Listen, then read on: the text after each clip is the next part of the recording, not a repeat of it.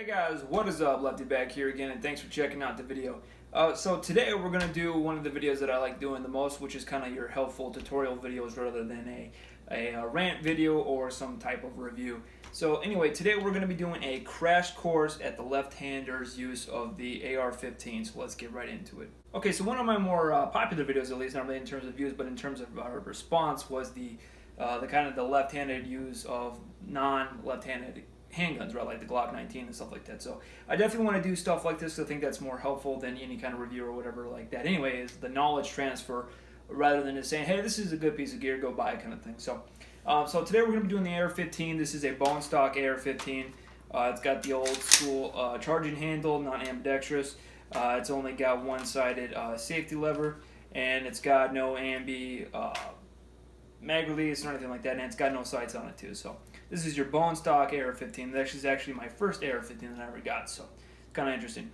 And real quick too, I will be doing our other weapons. Obviously, I think two weapons you should know how to operate left-handed is the AR15 and the AK-47, or just the AK platform in general, because those are the two most prevalent weapons that you'll find in America, at least. So, and also people might ask, all right, so why would you want to know this? Well, I think people that are kind of into guns and into shooting and stuff like that, into self-defense, whatever you want to throw a term on it, I think it's just a good idea that everybody knows how to operate certain guns, at least the basic knowledge of it. So in the most lackadaisical way possible, I could go to a range with a friend or something like that, and I can just show them I know how to use it. Or in the worst, more fantasy way possible, some dude starts shooting some shit up. I happen to cap his ass with my 6-shot little pocket gun, and then I can pick up his rifle and then maybe go after one of his buddies. So, stuff like that.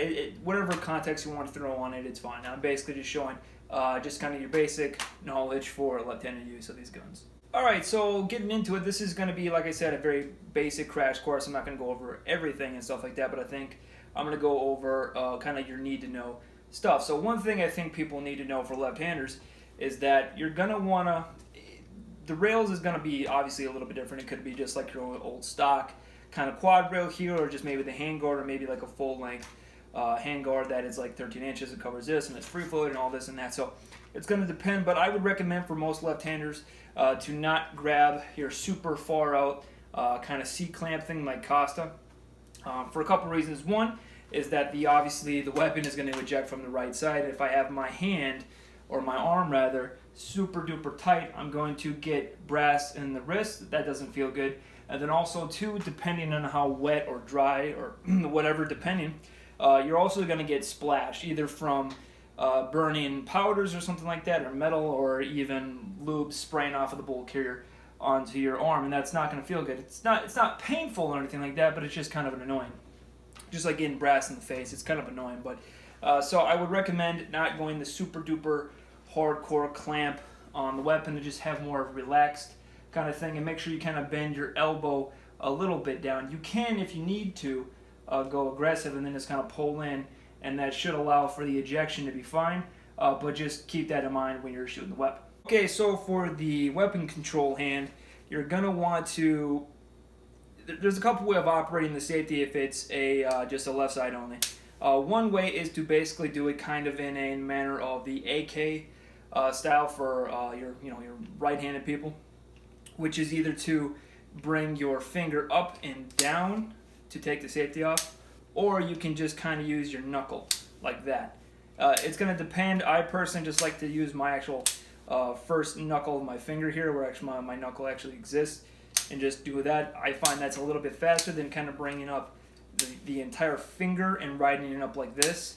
It's just a little bit more natural for me, just to keep the finger straight and away and then pop it off with the knuckle, rather than having the finger riding on top of the safety. It's just a little bit more comfortable to me, but it's basically the same speed. So if you want to use that, that's one technique.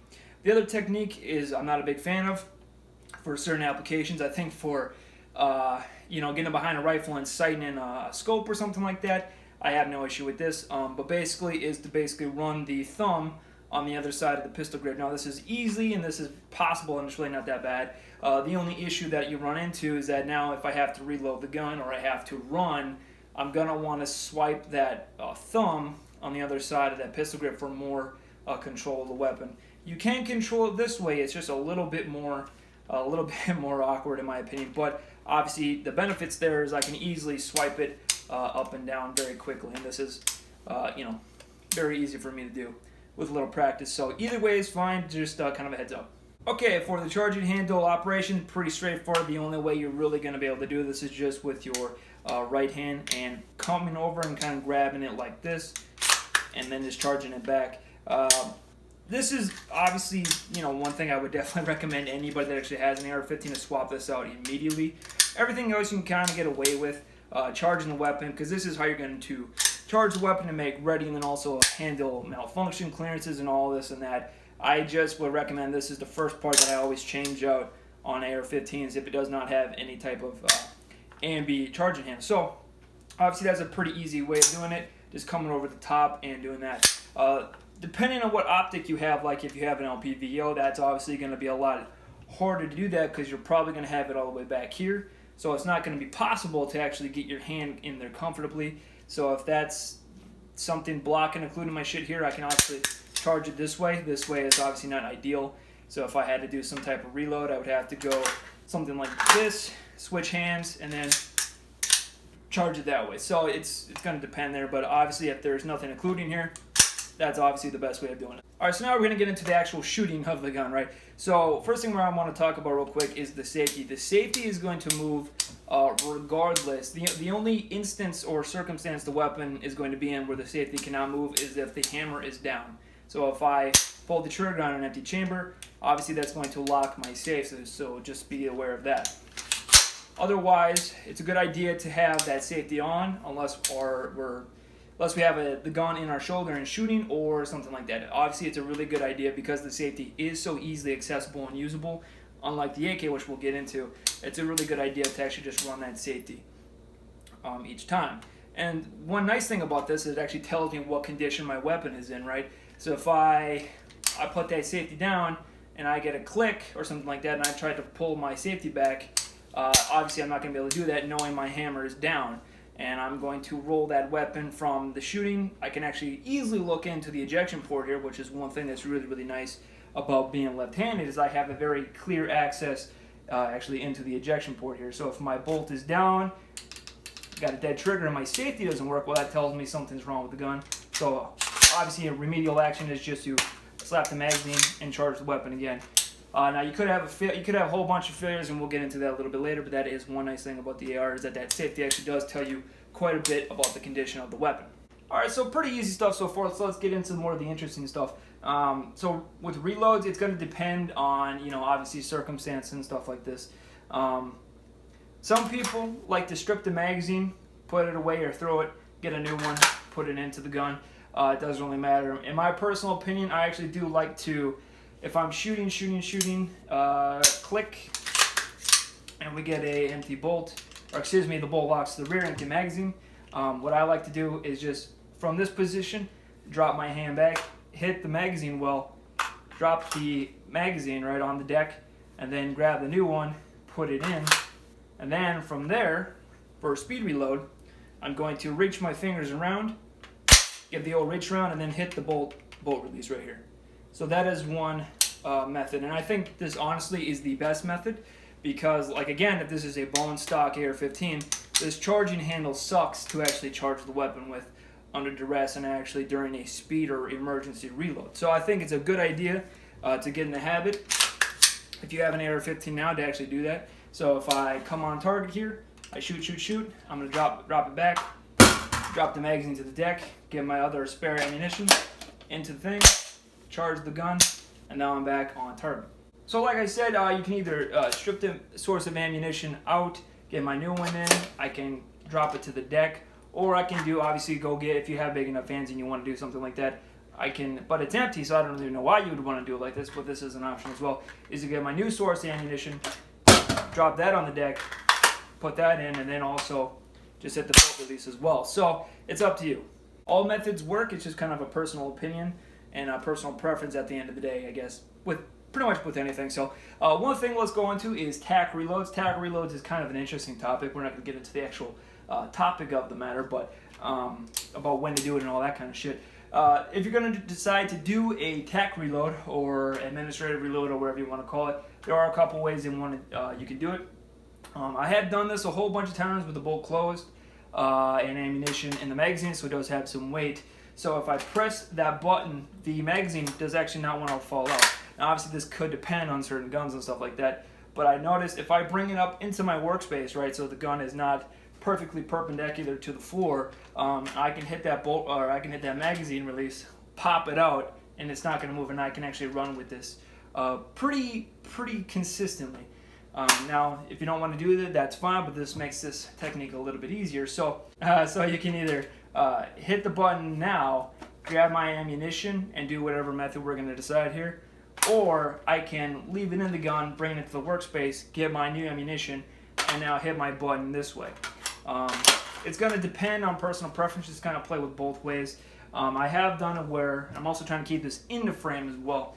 I have done it both ways where I keep the source of the ammunition inside the gun until I grab my new ammunition, or I can just bring it up into the workspace, muzzle to the sky, now this thing's not falling out, and then I grab my other source in the ammunition. So either way is fine. So whatever way you want to do it, whatever.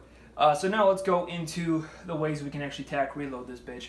So we're going to go with, let's just say we're going to keep the magazine locked into the gun, and now we're just going to grab the new source and ammunition. So from there, usually, unless you're running gear or something like that, your spare ammunition is going to live in a pocket or a belt-mounted pouch of some sort, or maybe a chest rig, but we're not going to cover chest rigs because that's probably less likely. So I'm going to assume it's some type of belt pouch, whether you're on the range shooting, or you're a police officer or something like that, or you're just shooting from a pocket. Most of the time it's going to be either here or in this position back here. So we're just going to go with the front pocket because why not? So that's what I'm going to assume. So good idea to keep bullets back. Otherwise it doesn't really matter, whatever way you want to put it. I like bullets back personally, and I'll show you why. So we go bang, bang, bang, bang. Safety comes on. Now I'm going to put my gun here in this position just so it's inside the cam. Otherwise I would put it straight up more or less because it's a little bit easier to control. Because it is a heavy bitch. Now I'm going to grab my new source ammunition in this particular manner with my thumb pretty loose. That way I can go up, I can use my hand, kind of put pressure on the magazine like this, bump the magazine, hit the button here, so now the thing is not going to fall out. From this position I can go a couple ways. I can either go the L7 weenie predicament here, or I can put kind of vertical displacement kind of thing. Whatever way you want to do, I'll show both ways real quick, but depending on which way you want, you're going to want to do certain things with the magazine. So if I'm going with the straight up and down kind of tug and pull thing, my hand is going to want to be at the base plate just so I want a lot of room here. And then I'm going to take my first finger, pointer finger, bash it into this position here, right below the magazine well, so as a kind of a reference point. Then with my thumb, hit the button. My other fingers are going to grab the magazine, and I have a little bit of an offset. I could have more, but that's how much offset I have on this one. And then put the new magazine in, tug down on it, scrape my fingers off of it so I know it's seated. And then from this position, as you can see, I have a really good purchase on this magazine to put it exactly the way it was in my pouch with bullets facing to the rear. So that's why I actually really like that method. So going at full speed, it would just look something like this, and away in the pouch. So it works pretty well in my opinion. So now, if you want to do the L7 weenie kind of one, basically you can hit it before or after, it doesn't really matter. So I hit the button, I put my fingers against the magazine for tension.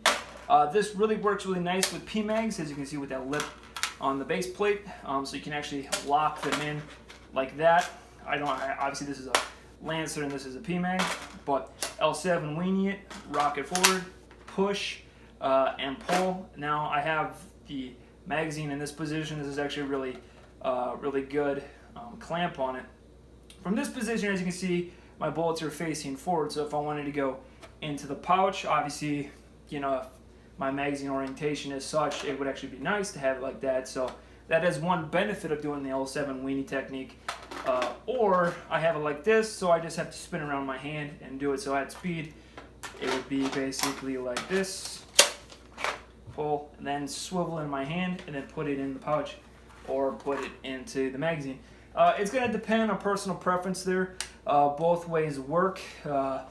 Personally, I used to use the all-7 weenie technique, and now I'm really finding it advantageous just to do that technique. Honestly, it's a little bit faster in my opinion, and I can get a little bit more pressure going up, just the way I found it. Then also, because I do have my magazine orientation as such with the bolts back, it just goes in super easy. And then also, if I am wearing a chest rig, this is actually still pretty easy to put into the chest rig like that. So it's up to you, whatever way you want to use there. Alright, so to close off the video here, I guess we'll just do some quick remedial action, I suppose, on the actual weapon for the stock AR15. Basically, most of your clicks, rather than bang, you're just going to smack the base of the magazine and then charge the weapon, and then hopefully that will clear it. If it does not, luckily, us left-handers do have a very easy time reaching the bolt release over here. So if we do have some type of double feed, the easiest way, especially if you only have one source of ammunition, is to just smack it. Okay, I got an issue. I'm going to lock the bolt to the rear, right? Take my finger, strip the magazine. With this hand, I can rack the bolt. It is a little bit hard. That's what I'm saying. It's a little bit easier having an ambi one. Otherwise, I can store it real quick, get my full hand back on it, charge it a couple times, clear out the double feed or whatever issue it is, put the new source in, or the old source, depending, and then just charge it once again. That is going to fix the majority of AR-15 type malfunctions. Obviously, you do have very, very rare ones where you do get rounds up into the charging handle above the bolt carrier, but yeah, that's pretty rare. Basically, for those ones, you just want to lock the bolt to the rear again, strip the magazine, and then just finger the fucking thing and try to get that round out. But other than that, that's pretty much the crash course at the AR-15. Hopefully this helped some people out that are maybe a little bit new to shooting or to the platform and maybe want to get into it. But yeah, hopefully this helped out people. So anyway, thank you guys for watching. Be good.